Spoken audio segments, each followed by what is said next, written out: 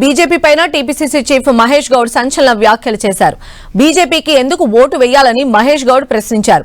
Crude oil ధర తగ్గితే petrol ధరలు ఎందుకు తగ్గలేదని, కేంద్రం నిత్యావసర సరుకుల ధరలు తగ్గించిందా అని ప్రశ్నించారు.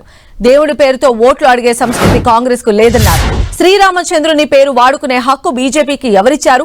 బీజేపీలో శ్రీరామచంద్రుడు పార్టీ సభ్యత్వం తీసుకున్నారా అని మహేష్ గౌడ్ ప్రశ్నించారు.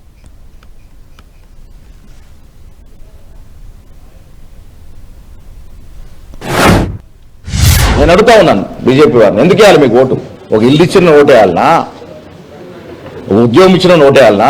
మన్మోహన్ సింగ్ నేతృత్వంలో $153 ఒక బ్యారెల్ క్రూడ్ ఆయిల్ ఉండే.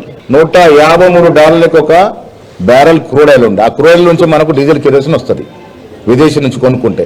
ఇవాళ $55 పడిపోయింది. అంటే ఆనాడు 65-70 రూపాయల పెట్రోల్ ఎంత ఉండాలా? 30 రూపాయలు ఉండాలా? ఎంత కమ్ముతా ఉన్నారు? ఈ మధ్య దళారీ సొమ్ము ఎవరికి పోయింది? ఇది కేంద్ర ప్రభుత్వం జేబులోకి పోయింది కదా. ఏ బీదవారికైనా ట్రాన్స్ఫర్ చేసినరా? సైకిల్ మోటార్ వాడమ్మా విలేకరులు ఎవరికైనా సదుపాయం కలిగిందా? పెట్రోల్ డీజిల్ తగ్గిందా? నిత్యావసర ధరలు ఏమైనా తగ్గినాయా? ఏం చేశారు? బీదవానికి బీజేపీ పార్టీ ఏం చేసిందో ఒక్కసారి ప్రజలు కూడా ఆత్మపరిశీలన చేసుకోవాలి. కులము మతం అరే రోజు నేను కూడా ఇప్పుడు పూజ చేసుకుని వచ్చాను. ఇంట్లో పూజ చేయండి, నేను బయటకు వెళ్ళను. కానీ దేవుడి పేరు మీద ఓట్లాడే సంస్కృతి కాంగ్రెస్ పార్టీకి లేదు. నేను మీ ద్వారా వారిని అడుగుతా ఉన్నాను, శ్రీరామచంద్రుని వాడుకునే హక్కు మీకు ఎవరిచ్చారు? శ్రీరామచంద్రుని బీజేపీ పార్టీలో సభ్యత్వం తీసుకున్నాడా?